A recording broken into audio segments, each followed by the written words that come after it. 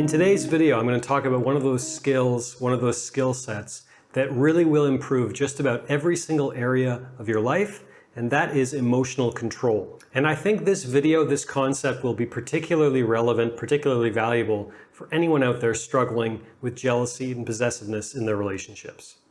My name is Zachary Stockill, and since 2013, I've been working with men and women from all over the world, helping them overcome retroactive jealousy and save their relationships.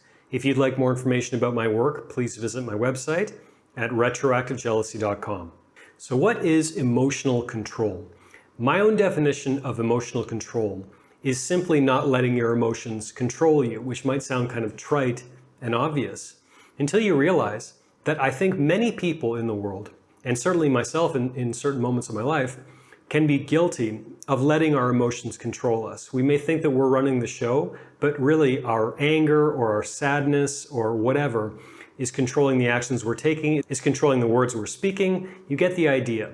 Emotional control is not letting that happen. Emotional control does not mean not experiencing emotions. And I think this is one of the things that people get wrong about emotional control. People think that to have emotional control means you need to be this kind of robot with no inner world and no anger ever, no sadness, no joy.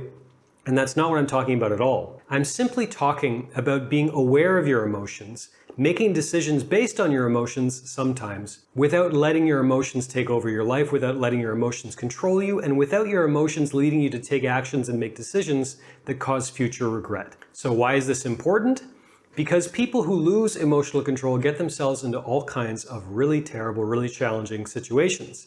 Most of the people in prison, I would imagine, or at least a sizable chunk of them, let their emotions get the better of them in certain moments, and look what happens. That's an extreme example, but I'm sure most of the people watching this video can relate to having one of those moments, maybe a fight with your partner or a fight with your kids or whatever, where you lose control of your emotions and it causes you to act in ways or maybe say things that half an hour, maybe a day later, you look back and seriously regret. So needless to say, emotional control is something that is truly, truly valuable and a skill that is worth spending some serious time working on. When we talk about emotional control, I think it's also worth drawing a distinction between emotional suppression and emotional control. So emotional suppression is experiencing an emotion and trying to deny that it's even there, trying to ignore the reality of your experience of this emotion.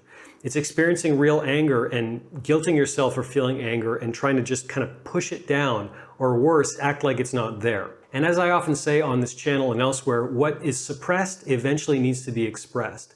That emotion, that energy isn't going anywhere. It needs to have some kind of a witness. It needs to have some kind of expression, which I'll come to in a moment. But the point is, don't confuse emotional control with emotional suppression. Emotional suppression doesn't work. Sometimes it can work in the short term, but it certainly isn't going to work long term. So some thoughts on how to achieve emotional control. Number one, I'll come back to what I said a moment ago. Don't try to deny the reality of whatever it is you're experiencing in the moment. If you're experiencing anger, you can acknowledge that to yourself. If you're experiencing hurt or fear or sadness or dread or anxiety, whatever it is, don't try to act like that isn't there. But before you make any decisions based on it, and by decision based on it, I mean before you say something or before you express yourself physically perhaps, before you make any decision based on it, simply pause, take a breath, and acknowledge its existence. Try to become aware of your inner world, which can take time for some of us. But if you can, try to note what you're feeling rather than making any decision based on it. With practice, it becomes easy, even in moments of anger or frustration, to simply take a breath and pause and be like, wow, I'm really angry right now.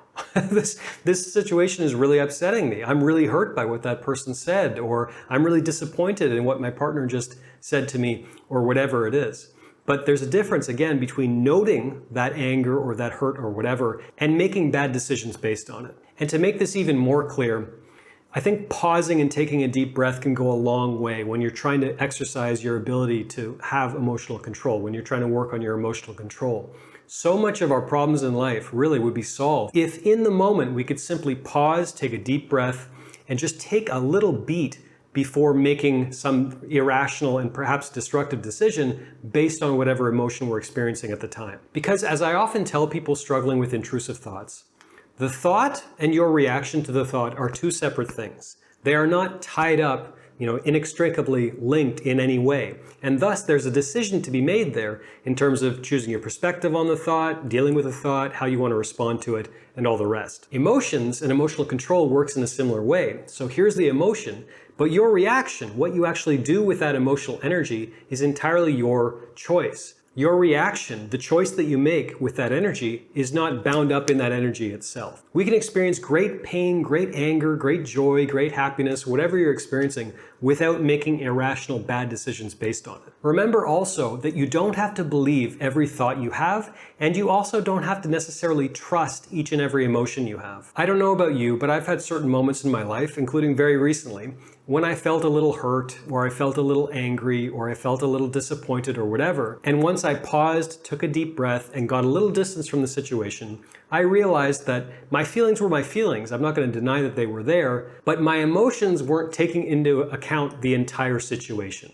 In other words, maybe my anger, or my disappointment, or my fear, or my hurt were a little short-sighted. My emotion was not based on the entire reality of the situation, was not based on what was really going on. And once again, this is why pausing, taking a deep breath, and just taking a minute before you make any decision based on your emotion is so powerful. If you're struggling with emotional control, in particular negative emotions in air quotes, such as anger or fear or hurt or pain or whatever, a good question to come back to kind of get some perspective on what you're feeling, is a question I throw at you on this channel all the time, which is, what is the fear? There is some experience of fear behind just about every single negative emotion. Some question, some trepidation, some experience of fear, even if it's irrational, behind just about every single negative feeling that we might have. And as I say all the time, once we become clear what we're fearful of, it suddenly becomes less so. We need to get a picture of our fear. We need to get clear on exactly what we're fearful of, because that simple step goes a long way towards transcending that fear. Another question on the topic of emotional control is, remember that emotions are simply a form of energy like anything else.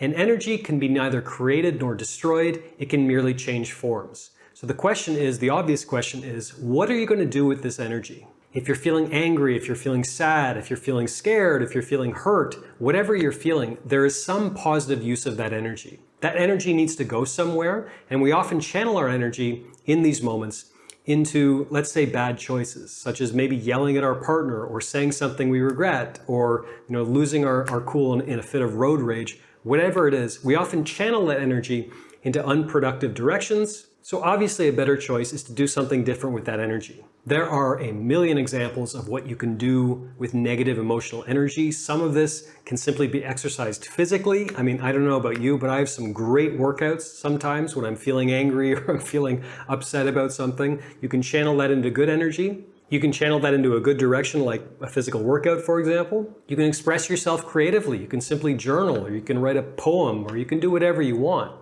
The point is, make sure you're making deliberate decisions in terms of what you're doing with this energy. Don't let this energy control you, because if you give it a chance to control you, it will. It's a much better choice to simply pause, take stock of what you're feeling, identify what you're feeling, and decide to do something better with that energy.